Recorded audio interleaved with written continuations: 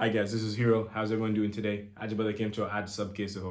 So today I'm going over how to deal with the Rahu-Venus conjunction, okay? If you've watched some of my other videos, you know that I'm all about like meditation, acceptance, things like that, right? Now I will get into some of that towards the end.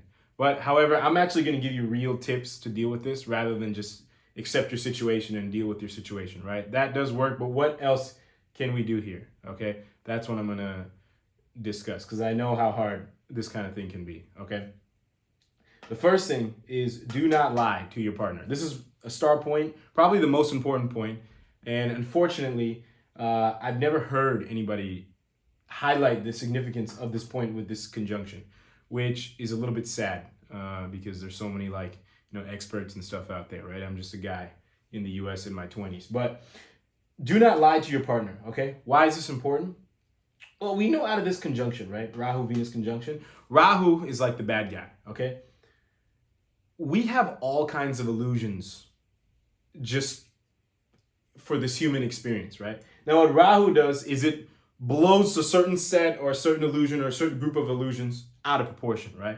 So if there's a conjunction here, it will blow your illusions related to Venus. It'll highlight it a lot more. It'll put the spotlight on that for this lifetime, okay? In general, if you have this in your natal chart. So why do we not want to lie to your partner if you have this? Well, we know that this can be very frustrating, right? Because this can cause a lot of judgment, a lot of frustration, a lot of, awareness related to certain subconscious desires that we might not, be too fond of, right? All kinds of stuff comes with this, which I'll describe throughout the video, right? But we have an idea of the stuff already. So we do not want to add any more frustration or judgment or something because of a poor relationship with our partner, okay? And the number one way to get a poor relationship with our partner that is the worst for Rahu Venus is if we lie, right? Why? When you lie to someone, you are basically kind of holding back a part of yourself or trying to hide a certain part of yourself or present yourself in a way that's like not really authentic, right? When you are not authentic, it is very subconsciously draining, okay? And it's full of judgment and all kinds of negative emotions and garbage, which you don't want. You do not want that kind of thing going on with your partner, right? With this conjunction, right? So if you don't lie to them, right? You're having a little bit more of a flowing relationship with your partner to, even though this conjunction is here, to not further amplify the judgment, the frustration, and all the negative stuff that comes with this conjunction, right? If you're lying to them, you're holding back parts of yourself, trying to present yourself as somebody that you're not, this will be a lot worse, right? But if you're trying to be as much of yourself as you can and, doing the best that you can to have it flow authentically and naturally, we can hopefully try to control this a little bit more, okay? Now, the other thing, right? I already said I'm not going to be talking about too much at the beginning about just, detaching and everything, right? We know that this is a problem and we know that we can't just, meditate our whole life, right? We have to do some, we're going to have, it's showing us our desires for a reason, right? The next thing is you want to prioritize certain internal and external qualities. Okay. This is more also for people that are not with somebody, okay? This is more for people that are with somebody. This is more for people that are not with somebody, okay? You have all kinds of desires, right? Now you need to prioritize which desires, like when it comes to somebody's character or somebody's external looks or something like that, are the most important to you, right? If you just know for some reason you are attracted to somebody with a very well-developed upper body, whether you are a man attracted to a woman or a woman attracted to a man, or any other, whatever combination exists these days. If you are really attracted to a very well-developed upper body, right? And for a man and woman, obviously there's different components that comprise of that, right? Do not try to make it, you are like really hooked always, like ever since you were a kid or whatever, you've always just been, attracted to someone more with a very well-developed upper body. don't look for people who don't have a very well developed upper body if you can help it, right? This is like an example, right? You're gonna have all kinds of desires, and I just accidentally erased this, but you're gonna have all kinds of desires. See which ones are on top that you like. It's really hard to live without, right? And then make sure that those are there, right? Because this is already hard enough, right? And we know we can't have everything, but the stuff that's like actually is feasible, like someone with a decently developed upper body, and like you really think like that's like your number one thing here, like that you need for, you know, intimacy, or, you know, your partner to have. Make sure you have it, right? Or if somebody like needs to like have like a certain sense of humor or something like that, but like that you really just need that to get along with this person on an everyday basis if you're living with them, right? You've just noticed that or something like that. Make sure that that's there, right? Now, Rahu could kind of convince you that, oh, I need 100 of these things and 100 of these things, right? Fine, you can write them all down. I'm going to talk more about awareness in a second, but prioritize like your top 2 or 3, like internal or external, right? And try to get those, okay? And if you can't get those, then like try like your top 2 out of 5 for both or something, right? Just in general, prioritize and try to get the ones at the top, okay? And this sounds simple, but a lot of people don't do this, okay? Because they try to get everything and then you end up getting nothing, right? Just write down like in order your top list, and don't judge your list, okay? Which I will talk about in a second also, okay? Just be honest with yourself, write this stuff down, and then try to get, you know, as much as you can here. Okay. Look and feel your best groundedly. Okay, if you have a Rahu-Venus conjunction, most likely you're going to be craving a little bit of extra attention, or like a little bit flirty or something like that. It can vary from person to person, but what you don't want to do is ungroundedly not try to get any attention or try to get unhealthy attention, right? What does this mean? The opposite of this, look and feel your best groundedly, is like trying really hard to not get any sort of attention, like wearing like overly baggy clothes, or like just not presenting yourself well at all, because you know if you present yourself even a little bit well, that you could be trying to search for too much attention, right? Or ungroundedly is like you're wearing like extremely like revealing clothing, or like clothing that's like really like well fitted on you, like extremely like possibly borderline inappropriate clothes to like harness and like gather the attention that your Rahu's like thriving off of, right? That's also what you not want to do. You want to, as much as, you never want to swing to extremes, right? You always want to kind of stay in the middle. So we know that this is here, right? We can't do anything about this. There's nothing that is going to change this in your birth chart ever, okay? You can't just like meditate in a cave your whole life either, okay? You have to look and feel your best groundedly. So like, make sure you're wearing like decent clothes, like smelling decent, looking decent all the time. And this is where you kind of have to just use your common sense, right? But just don't go over the top, or don't do too little, right? The point here is you want to maintain that at all times, right? So how you do this is up to you, but I just want to also highlight the importance of this, that you need to do this to kind of, I'm not going to say satisfy your need for attention, but so that this doesn't blow up out of control, okay? Like, because whatever you resist persists, right? If you suppress something, it will, just bundle up, and then boom, one day the can of worms just opens, okay? So you don't want that to happen. Next is don't judge, instead be more aware. So as we know, Rahu is kind of like putting a spotlight on a certain set of illusions, okay, related to Venus. Now, Venus has a lot to do with your partnerships, your people relationships, and like your material enjoyment, things like that. So we have all kinds of desires, right? All kinds. So you don't want to judge them. Instead, be more aware, okay? We don't have to, publish it online, what your desires are or anything like that, right? But we also don't want to be like, oh, I'm so bad, I shouldn't be thinking this, blah, blah, blah, right? I believe in the Gita it says like,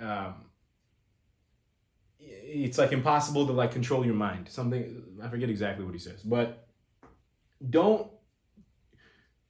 whatever thoughts that are produced from your mind, they are not necessarily true. Your mind is just a tool. It's just always like producing stuff. It doesn't mean you have to attach to it. It doesn't mean you have to believe it. It doesn't mean that it's true, okay?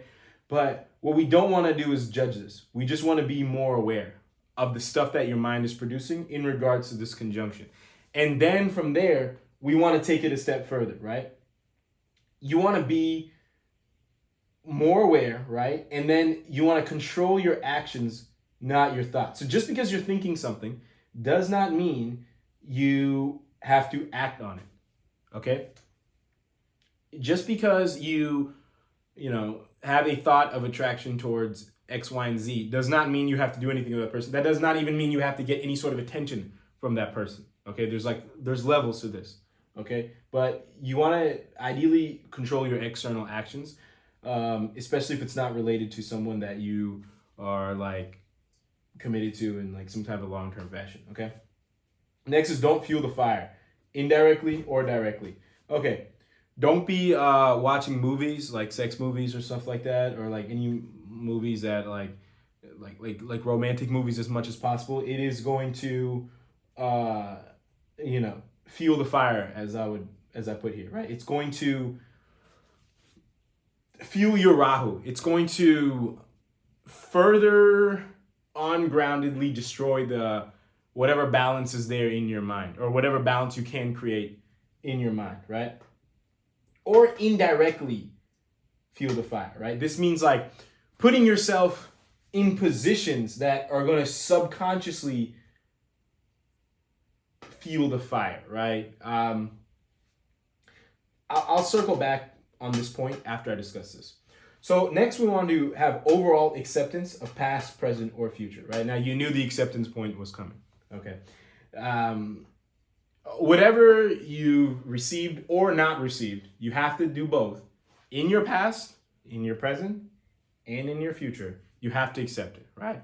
Whatever you did or did not get, whatever you will or will not get, whether it's like a fear or whatever, or in the present, right? Whatever you are currently getting or not getting, you need to accept all the situations, okay? Next is you want to make small substitutions of material things. So anytime that we all have desires, right? So the small substitutions, there's two parts of this. You don't want to just get something big all of a sudden, like just go out and buy like a Lamborghini or something, right? And also this also ties into replacements, right? So like, for example, I'll give you a personal example here. I really like sour cream and cheese, okay? Now, I substituted this with cottage cheese. Cottage cheese is much healthier, all kinds of other stuff, right? So this is like an example you could do, right? Like if you have, for example, like a certain craving, right? And Rahu Venus will cause certain cravings, right? Especially with food, right? Venus kind of governs food. You want to kind of make substitutions to where those cravings are being satisfied, but in a healthier way if possible, right? Because we know sour cream and cheese is not as healthy as cottage cheese, right? And small substitutions, right? If you have new desires, for example, like with a car, like don't just buy a Lamborghini because it's the nicest. It's like, oh, why do you want a Lamborghini, right? Do you want it because it's fast? Do you want it because it's nice? Whatever. And then you want to prioritize, right? So for example, if you want it just because it's fast, okay, maybe there's a cheaper fast car that you can get. If you want it because it's nice, maybe there's a cheaper, nicer car you can get, etc., right? There's certain things you can do. And this is what I was also going to say when it comes to don't fuel the fire directly or indirectly. I talked about directly with the, don't just directly consume content or talk to people, like gossip, in a sense that's going to make you even more unhappy. But don't indirectly agitate your mind by like going off like buying like a car you can't afford, or like doing some kind of big gambling nonsense or something like that, right? Stuff that's going, or because these don't necessarily possibly have to do with like increasing your lust or stuff like that, which is the direct example I gave, but it will agitate your mind, right? Same thing with alcohol and all this kind of stuff. It will agitate your mind and it will cause the frustration here to be worse, okay?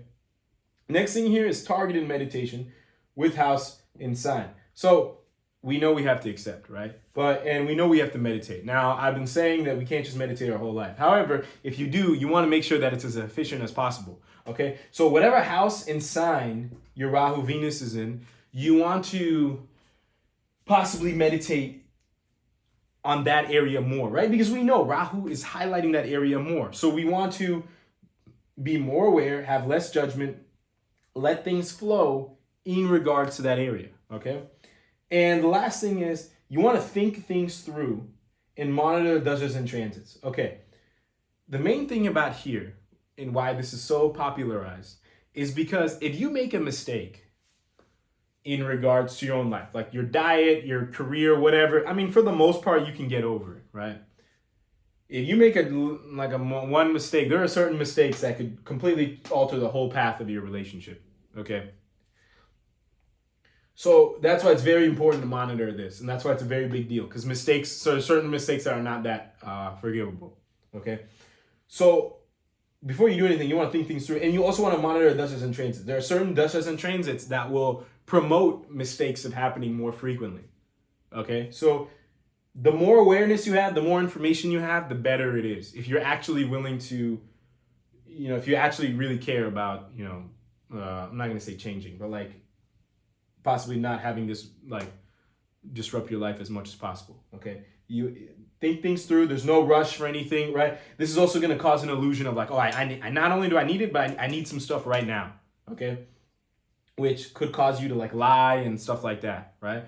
So don't do that, right? You want to think things through. There's no crime of thinking things through usually before doing something that you're supposed to do, okay?